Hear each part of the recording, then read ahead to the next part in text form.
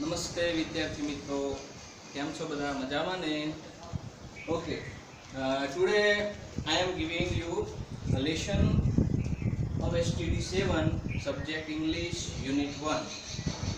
Now the title of unit 1 is Winnie's Smile. That means smile. So please give me first of all one smile, beautiful smile, and then we will start. Okay.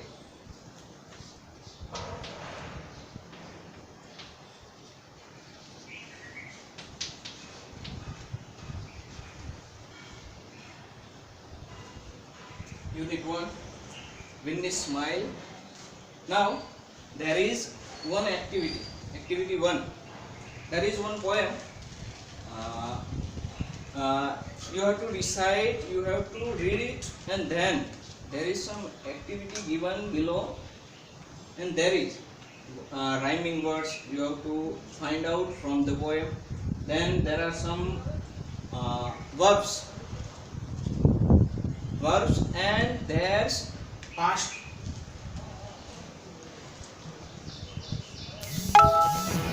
forms. First of all,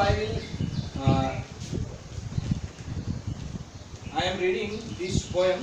હું પહેલા તો આ કાવ્યનું એક સરસ મજાનું પઠન કરું છું, ત્યારબાદ એમાં થોડી તમને સમજૂતી આપીશ.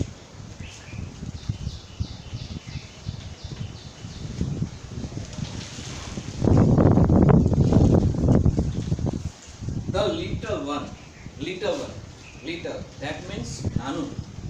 અહીંયા નાના બાળકો વિશે કાવ્ય આપેલું છે, તો તમે બધા પુસ્તકમાં ધ્યાન આપજો.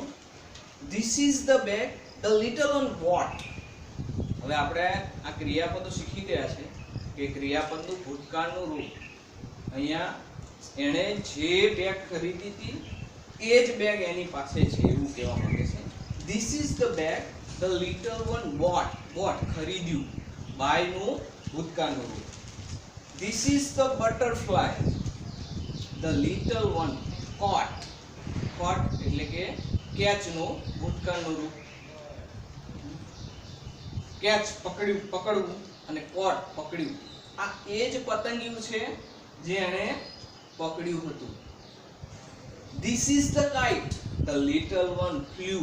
આ એ જ પતંગ છે જે એણે ચગાવી હતી. This is the whistle સિસોટી the little one blew એટલે વગાડવું, એટલે કે આ એ જ વિશલ છે, આ એ જ સિસોટી છે જે એણે વગાડી હતી. This is the bell the little one rang. આ એ જ બેલ છે જે એણે વગાડ્યો હતો. This is the song the little one sang. sing નું ભૂતકાળનું રૂપ sang. આ એ જ ગીત છે જે એણે ગાયું. White and black and green and red, these are the words the little ones read. The little ones માં અહીંયા તમે પણ આવી જાઓ, તમે બધા નાના બાળકો છો. White and black and green and red, these are the colors, and the little one reads all these words. These are the pictures the little ones drew. અને અહીંયા આપેલા પિક્ચર છે, એ પિક્ચર એ દોરે છે. drew, draw નું ભૂતકાળનું રૂપ drew. All these things the little one knew. know નું ભૂતકાળનું રૂપ know means કે જાણવું, અને knew એટલે જાણે છે, ભૂતકાળ. આટલી બધી વસ્તુ the little one એટલે કે નાનું બાળક જાણે છે. and I hope you also knew all these things. તમે પણ આ બધું જાણો છો. Now make practice of reading this poem at home. આ પોએમ ઘરે તમે થોડું વાંચજો, અને જેથી કરીને તમારું વાંચન પણ સુધરે. Now on the next page there are some exercise given from this poem. The first exercise is make a list of rhyming words. હવે આપણે rhyming words ભણી ગયા છઠ્ઠા ધોરણની અંદર પણ ઘણી બધી વખત આપણે એનો મહાવરો પણ કરેલો છે. રીમિંગ વર્ડ્સ એટલે કે સરખા બોલાતા, the words that are same that we speak with same pronunciation, એટલે કે સરખા આપણે અવાજથી બોલીએ છીએ. ગુજરાતીની અંદર જોઈએ તો વાત, રાત, એક, નેક, આ જે શબ્દો છે એ રીતે અહીંયા પણ અંગ્રેજીમાં આ પોયમની અંદર રીમિંગ વર્ડ્સ આપેલા છે. For example, there is one example, taught, bought. taught that means teach નું ભૂતકાળનું રૂપ, taught ભણાવ્યું, bought ખરીદ્યું. એ જ રીતે અહીંયા બીજી એક્સરસાઇઝ કરવાની આપેલી છે અને એ હું વિદ્યાર્થી મિત્રો તમારા ઉપર છોડું છું. તમે પણ કાવ્યમાંથી શોધીને, હું એકાદું તમને સમજાવી દઉં છું. જો ફ્લ્યુ એના જેવો શબ્દ છે બ્લુ, અને કાવ્યમાંથી શોધવાના છે તમારે. એટલે આખું કાવ્ય તમે જેમ જેમ વાંચતા જશો એમ લાસ્ટ લાઈનની છેલ્લે bought, hot, flew, blew, rang, sang, ate, fight, night, કેમ આ બધા રીમિંગ વર્ડ છે એ કાવ્યમાંથી શોધીને તમારે લખવાના છે. એટલે સાવ સહેલું છે. એ જ રીતે now complete the table. next exercise, complete the table. That means there is given things and action. Look, things are altogether different and action is altogether different. Things એટલે કે વસ્તુ અને action એટલે કે ક્રિયા. what we are doing, આપણે જે કરીએ છીએ તે ક્રિયા છે, જેના આધારે કરીએ છીએ તે વસ્તુ છે. for example, here some information are given and you have to fill up the blank space. bag, થેલો, એને શું કર્યું? કાવ્યની અંદર આપેલું છે એની સાથે શું ક્રિયા કરી? bought, that means કે ખરીદ્યું. સ્વાભાવિક છે, બેગ ખરીદવાની છે. એ રીતે kite, હવે પતંગ, તો પતંગને શું કરવાનું હોય? હા વિદ્યાર્થી મિત્રો, તમને ખબર છે, તમારા મગજમાં તરત છે લાઈટ થઈ ગઈ કે પતંગ, તો એને ઉડાડવાની છે. ધારો કે સાયકલ આપ્યું હોય તો સાયકલને શું કરવાનું હોય? ચલાવવાની હોય, રાઈડ. એ જ રીતે કાઈટ. તો અહીંયા આપણે કાવ્યની અંદર જે ભૂતકાળ શબ્દ, એનો ભૂતકાળનું રૂપ આપેલું છે ફ્લાય એટલે કે ઉડાડવું, અને એનું ભૂતકાળ અહીંયા કાવ્યની અંદર આપેલું છે ફ્લ્યુ.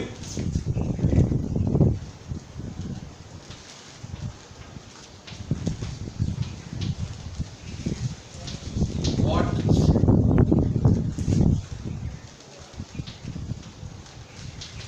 કાઈટ, તો એને શું કરવાનું છે આપણે?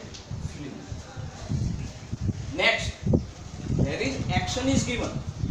ક્રિયાપદ આપેલું છે, પણ એ ક્રિયા કોની દ્વારા થઈ, કોની ઉપર એ ક્રિયા કરવામાં આવી છે કાવ્યની અંદર, એ તમારે શોધવાનું છે. So first of all you have to understand what is the action. Action is caught. પકડ્યું. તો કાવ્યની અંદર what did the little one caught? આપણે એવો પ્રશ્ન કરી શકીએ કે નાના બાળકે શું પકડ્યું? એને ભૂતકાળમાં શું પકડ્યું હતું? caught. તો તમને બધાને ખબર છે બટરફ્લાય. કાવ્ય તમે વાંચશો એટલે તમને ખ્યાલ આવતો જ હશે. બેલ, તો બેલને શું કરવાનું? બગાડવાનું છે. that means bell, blue, sorry,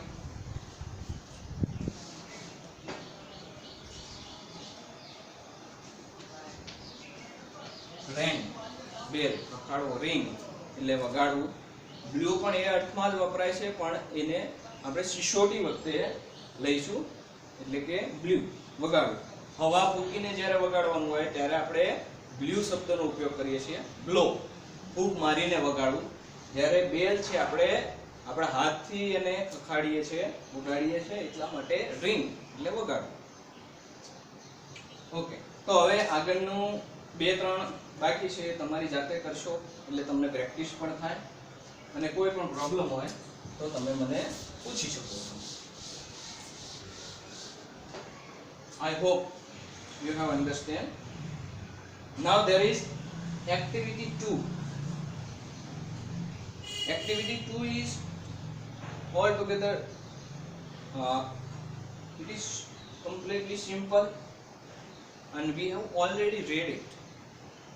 We have already learned it in 6th standard. આપણે છઠ્ઠા ધોરણમાં એ ભણી ચૂક્યા છે. આની વિશે આપણને ખબર જ છે. ક્રિયાપદ અને ક્રિયાપદના ભૂતકાળના રૂપ. અહીંયા હું એક્ટિવિટી 2 કરી નાખું છું. હવે વિદ્યાર્થી મિત્રો આપણે જ્યાં ગુજરાતીની અંદર વર્તમાન કાળ અને ભૂતકાળ ભવિષ્યકાળ 3 કાળ છે, એમ અંગ્રેજીમાં પણ 3 કાળ છે. અને એ કાળ માટે જે ક્રિયાપદો છે એ ક્રિયાપદો આપણે ગુજરાતીમાં કેમ છેલ્લે હતો એવો શબ્દ ઉપયોગ કરીએ છીએ, એ રીતે અંગ્રેજીમાં પણ ક્રિયાપદનું ભૂતકાળનું રૂપ લખો એટલે તરત જ એ વાક્ય ભૂતકાળ બની જાય છે. એટલે ભૂતકાળ બતાવવા માટે તમારે એ રીતે થોડો સેન્ટેન્સની અંદર ફેરફાર કરવો પડે છે. તો એના માટે અહીંયા ક્રિયાપદના મૂળ રૂપ આપેલા છે અને એ વિભાગની અંદર અને બી વિભાગની અંદર એના પાસ્ટ રૂપ આપેલા છે, એટલે કે ભૂતકાળના રૂપ આપેલા છે. નાવ લો બાય એટલે કે ખરીદ્યું, ખરીદવું, અને એનું ભૂતકાળ થાય છે BOUGH. સ્પેલિંગ સાથે તમારે આ 5-6 વખત વાંચશો એટલે કંઠસ્થ થઈ જશે અને આ રીતે તમારે યાદ જ રાખવાનું છે. ધારો કે અહીંયા છે કેટ તો got, fly flew, blow blew, draw drew, know knew, sing sang અને રીડ રેડ. જો એક વિદ્યાર્થી મિત્રો તમને કદાચ પ્રશ્ન થાય કે અહીંયા રીડ છે અને અહીંયા પણ સ્પેલિંગ એનું એ જ છે રીડ, પણ કેટલાક ક્રિયાપદોની અંદર ભૂતકાળ વખતે ક્રિયાપદ એનું એ જ હોય છે, એનું સ્પેલિંગ પણ એનું એ હોય છે, પણ એનું પ્રોનાઉન્સિએશન એટલે કે ઉચ્ચારણ બદલાય છે. ધારો કે આનું છે રીડ, એ મૂળ ક્રિયાપદ વંચાય છે રીડ, જ્યારે એનું ભૂતકાળનું રૂપ વંચાય છે red. Read red, read red. એટલે કે જ્યારે આપણે વાક્યની અંદર રેડ બોલીએ તો એ વાક્ય ભૂતકાળ બની જાય છે, એટલે કે ભૂતકાળ તરફ નિર્દેશ કરે છે. અને જ્યારે આપણે રીડ બોલીએ છીએ ત્યારે એ મૂળ ક્રિયાપદ તરીકે અથવા વર્તમાન કાળ તરીકે અથવા ભવિષ્યકાળમાં આપણે મૂળ ક્રિયાપદ જ ઉપયોગ કરીએ છીએ. એટલે એ રીતે તમારે થોડું ધ્યાન રાખવાનું છે. હવે અહીંયાથી શોધીને જ તમારે એ અને બી એ પૂર્ણ કરવાનું છે. એટલે આવી રીતે એક્ટિવિટી નંબર 2 પણ એકદમ સહેલી છે, તમે કરી શકો છો જાતે ઘરે. હવે આ જે ક્રિયાપદો તમે શીખ્યા એના આધારે થોડી ખાલી જગ્યાઓ આપેલી છે. આપણે ઉપર શીખી ગયા કે વસ્તુ અને એની ઉપર થતી ક્રિયા.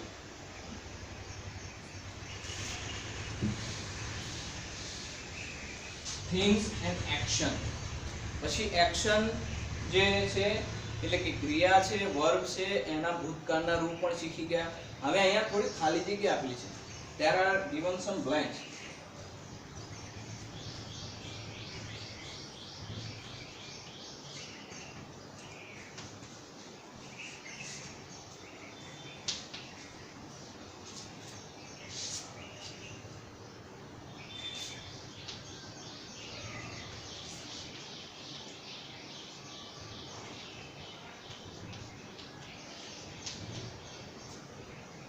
હવે વિદ્યાર્થી મિત્રો તમારે આ ખાલી જગ્યા સમજવાની છે.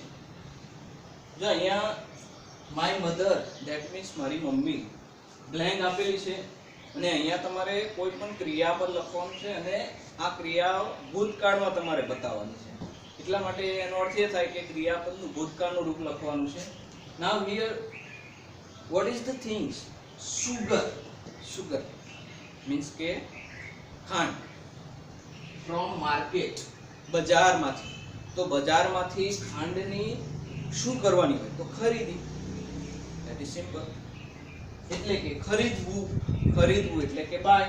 બાયનું ભૂતકાળનું રૂપ અહીંયા તમારે લખવું પડશે. એટલે કે આ ખાલી જગ્યાની અંદર તમારે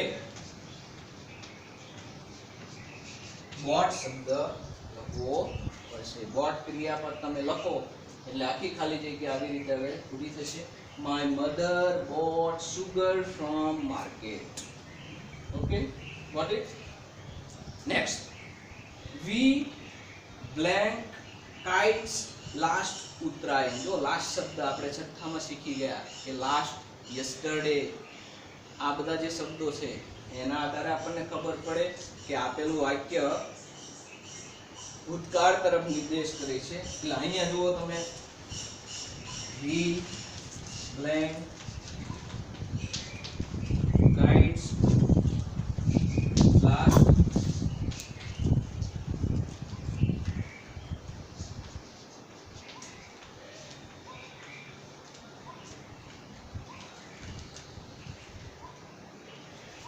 ઉત્તરાયણ. થિંગ્સ જોવાની છે તમારે, વસ્તુ કઈ છે તો એના આધારે તમને એની પર કઈ ક્રિયા થઈ શકે એ તમને તરત જ ખબર પડી જશે. કાઇટ્સ એટલે કે પતંગ. તો પતંગ શું કરવાની છે? ઉડાડવાની છે. અને અહીંયા લાસ્ટ ઉત્તરાયણ એટલે કે ભૂતકાળ એટલે કે અહીંયા શું આવશે? ઓકે, તો વિદ્યાર્થી મિત્રો, આવી બીજી 6 બ્લેન્ક ખાલી જગ્યાઓ આપેલી છે. એ તમારી જાતે તમારે પ્રયત્ન કરવાનો છે ઘરે, અને કોઈ પણ તકલીફ પડે તો તમે મને પૂછી શકો છો. પણ આટલું તમારી જાતે હવે થોડું એમાં ધ્યાન આપો અને સમજી વિચારીને શાંતિથી તમે વાંચજો અને પછી એ ખાલી જગ્યાઓ પૂરજો.